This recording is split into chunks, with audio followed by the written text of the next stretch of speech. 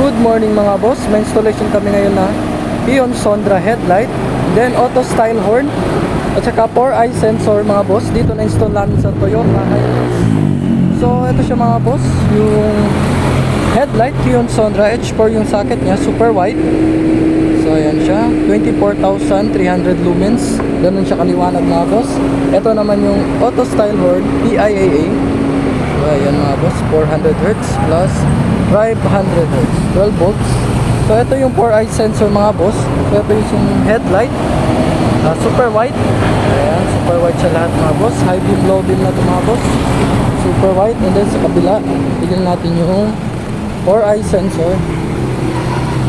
So ayan siya mga boss, yung 4-eye sensor. Ayan, bali apat yan mga boss.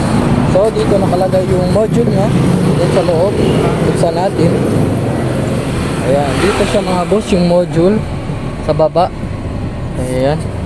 So close natin.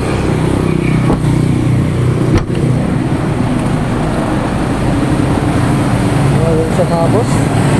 Tatlong klaseng accessories na pa-install ni bossing dito sa accessories, Andres Auto Accessories. So pakinggan natin mga boss yung tunog ng auto style horn.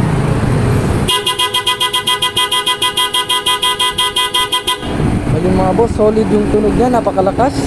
So ito yung auto style horn. So yun lang mga boss, visit our shop sa Andres Auto Accessories, Governor Ramos Street, Santa Maria.